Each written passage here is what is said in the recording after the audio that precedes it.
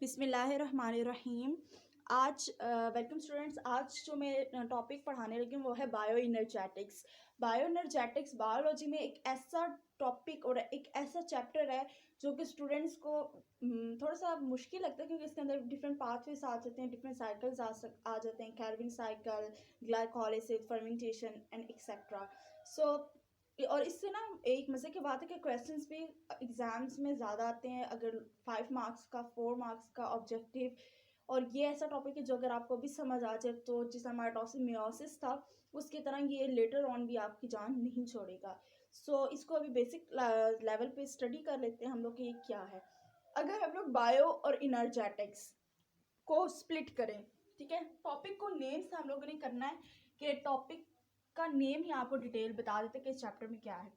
Bio energetics है, अगर हम बायो को देखें तो bio mean life, and energetics एक ऐसी ब्रांच है जो कि क्या करेगी, स्टडी करती है एनर्जी का रिलेशनशिप और उसकी ट्रांसफॉर्मेशन और सब कुछ।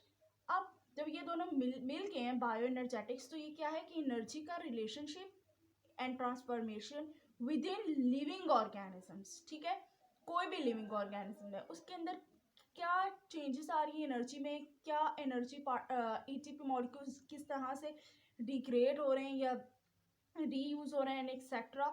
इस सारे को हम डिटेल में स्टडी करेंगे इन अ बायोएनर्जेटिक्स चैप्टर। सो इसके स्टार्ट को पढ़ने से पहले we must know that what actually ATP is or what is the major source of energy in living organisms. So in living organisms the major source of energy is ATP। ठीक है, ATP। अब ATP को हम लोग देख लेते हैं कि ATP असल में क्या है। ATP, A stands for adenosine,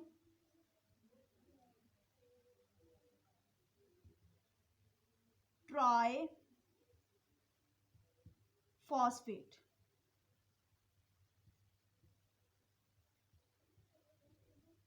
ठीक है, ATP इज एडिनोसाइन ट्राइफॉस्फेट। इसका स्ट्रक्चर और ये कैसे एनर्जी मतलब एनर्जी मॉलिक्यूल कैसे as a energy molecule act करता है, आज मैं इसको समझाऊंगी। और इसके बाद इंशाल्लाह इन नेक्स्ट वीडियो मैं आप लोगों को फोटोसिंथेसिस को और उसके सब टॉपिक्स को डिटेल में करूंगी। और इस चैप्टर ने टाइम देना है, इंशाल्लाह स्टे कनेक्टेड। सो ATP का स्ट्रक्चर देख लेते हैं पहले।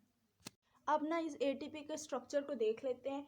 अगर देखें तो ATP जो है वो major energy currency, major energy source है इन अ लिविंग ऑर्गेनिज्म। कैसे और क्यों, ठीक है, उस वो क्यों है, क्योंकि वो ATP का जो मॉलिक्यूल है ये स्टोर करता है एनर्जी को। ठीक है, यानी कि ये इसके अंदर कैपेसिटी है कि ये एनर्जी को अपने अंदर स्टोर रखेगा। और जब भी इस एनर्जी को इसने रिलीज करना होगा, कि फर्ज करें कि कोई प्रोसेस होने लगा है, कोई भी मोलेक्युलर प्रोसेस होने लगा है, सिंथेसिस होने लगी किसी चीज़ की, उसके लिए एनर्जी ज़रूरत है। तो ये क्या है कि ये एनर्जी को स्टोर इसने किया हुआ है अपने अंदर, और जो ही एनर्जी की ज़रूरत है ये उस प्रोसेस उस पॉइंट पे जाके अपनी एनर्जी रिलीज कर देगा। अब ये storing and releasing of energy ये सारा डिपेंड करता है कि इसके मोलेक्युलर स्ट्रक्चर पे। अब इसका जो मोलेक्युलर स्ट्रक्चर है वो कुछ इस तरह से दिखता है। ठीक है, और यही स्ट्रक्चर मेजरली फोकस किया जाता है। आपको डिफरेंट बुक्स अगर आप देखें तो ATP का यही स्ट्रक्चर आपको मिलेगा। ATP के स्ट्रक्चर को अगर हम गौर से देखें तो इसके अंदर 3 चीज़ें, 3 मेन कंपोनेंट्स हैं। First one is adenine. ठीक है, एडिनाइन सबसे मेजर कंपोनेंट, फिर राइबोस ये भी मेजर है। तीनों ही इक्वली इंपॉर्टेंस है, लेकिन एनर्जी के लिहाज से अगर हम देखें तो ये फॉस्फेट ग्रुप्स ये वाला जो है ना इस कंपोनेंट की ज़्यादा इंपॉर्टेंस है। ये कैसे वो हम देख लेते हैं। जो एडिनाइन है ये एक इस नाइट्रोजन इसके अंदर प्रेजेंट है, नाइट्रोजन बेस है, नाइट्रोजन स्पेस है। ठीक है, यहाँ पे एडिनाइन की जगह कोई और बेस होगी तो ATP नहीं वो कहलाएगा। ठीक है, गुआनोसिन बन जाएगा, उसको भी छोड़ने आप।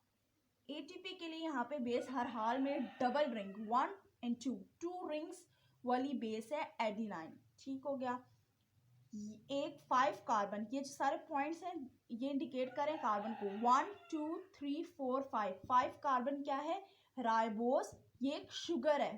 ठीक है, जिसे ग्लूकोज शुगर है, इसका राइबोस भी शुगर है।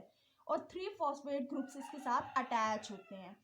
अब अगर हम देखें एडिनाइन, राइबोस एंड फॉस्फेट, ये जो स्ट्रक्चर है एडिनाइन और फॉस्फेट, ये दो जो हैं यहाँ तक कि जब भी एटीपी मॉलिक्यूल के अंदर एडिनाइन और राइबोस ये दो मिलकर एडिनोसाइन बनाते हैं, ठीक है। ये एडिनोसाइन अगर एक फॉस्फेट ग्रुप के साथ अटैच हो, यानी कि यहाँ तक अगर सिर्फ हो कि ये दो फॉस्फेट ग्रुप्स ना हो बल्कि सिर्फ इस एडिनोसाइन के साथ एक फॉस्फेट हो, तो इसको कहते हैं एडिनोसाइन मोनोफॉस्फेट, यानी कि मोनो मीन वन फॉस्फेट, और इसको इंडिकेट किया जाता है ए एडिनोसाइन एम मोनोफॉस्फेट।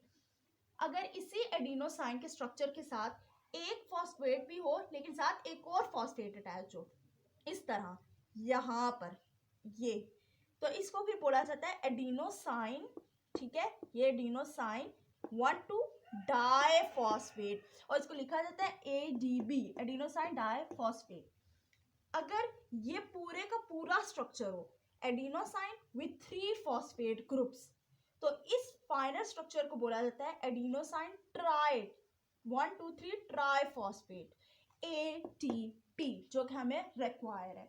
अब ये एनर्जी स्टोर कैसे करेगा, एनर्जी रिलीज कैसे करेगा, उसको अगर हम देखें तो हमारे में यही सब समझ आएगा आप लोगों को भी कि कैसे स्टोरिंग है, कि सारा का सारा खेल जो है ना इसमें वो है फॉस्फेट ग्रुप्स का। अब गौर से देखिएगा, ये एटीपी है, ठीक है, ये फाइनल, अगर ये अपना ये वाला जो बॉन्ड है ना, ये वाला जो आपको इस तरह से नजर आ रहा है, ये हाई कोवेलेंट एनर्जी बॉन्ड है, जो कि अगर ब्रेक होगा ना, बॉन्ड जब भी ब्रेक टूटता है तो आपको पता है कि एनर्जी क्या होती है, रिलीज होती है एनर्जी, ठीक है। अगर ये एक बॉन्ड टूटे यहाँ से तो कितनी एनर्जी रिलीज होगी, 7.3 किलो कैलोरीज, यानी कि बहुत ज़्यादा एनर्जी रिलीज होगी just to break one single covalent bond between 2 phosphate groups, ठीक हो गया। अब इस एक बॉन्ड को तोड़ने से क्या होगा, अब ये ना टेक्निकल बात है लेकिन बहुत इजी है। यहाँ से अगर ये वैसे अभी फॉस्फेट ग्रुप अटैच है, ये एक फॉस्फेट ग्रुप में तोड़ दूँ ये वाली बॉन्ड, तो मेरे पास क्या होगा, ये फॉस्फेट हट जाएगा।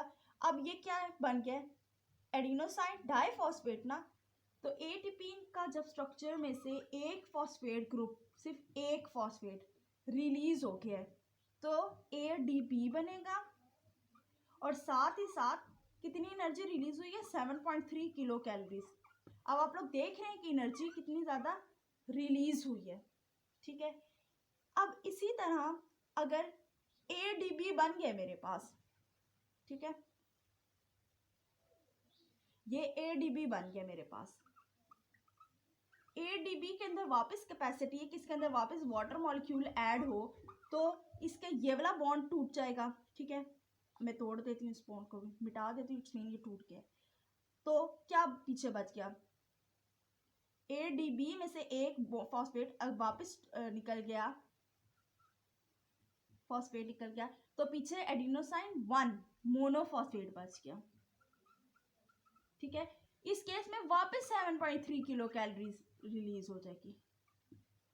अब आपको समझ आ रही है कि कितनी ज़्यादा एनर्जी सोर्स है, कैसे कि पहले जब एटीपी से टूटी तब पहले 7.3 थी, फिर एडीबी से वापस आएंगे वापस 7.3 होगी, तो इट इज़ ह्यूज अमाउंट। इन दोनों का आप सम करें तो ये 7 किलो कैलोरीज है, मतलब kilo means 1000, so it is much more than our estimate.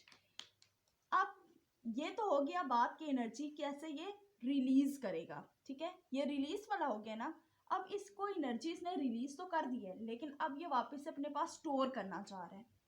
Store करने के लिए ये पता है क्या करेगा, ये अब एएमपी है ना, एएमपी, ठीक है, एएमपी एक फॉस्फेट ग्रुप को इनटेक करेगा।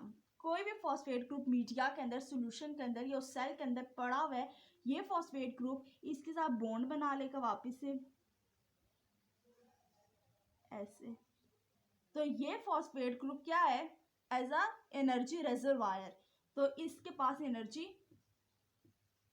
इन the form of ADP store हो गई है, जो कि एडीपी अगर टूटना हो तो वापस से 7.3 किलो कैलोरीज रिलीज हो जाएगी।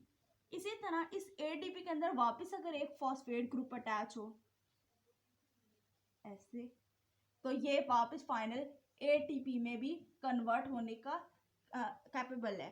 तो ये वापस से एटीपी बन जाएगा, तो वापस अब इसके पास कितनी ज़्यादा एनर्जी स्टोर होगी है। ठीक है, होप सो आपको समझ आ गया होगा कि कैसे ATP as energy source act करता है, कि कब ये स्टोर करता है, कब ये रिलीज करता है, कैसे स्टोर करता है और कैसे रिलीज करता है। और ये स्ट्रक्चर इसको आप लोग अपने दिमाग में ऐसे बिठा लें जैसे आप लोग किसी ड्रामे को बिठाते हैं, ताकि आपको कभी भी भूले ना। होप सो आपको समझ आ गया होगा। Thank you so much.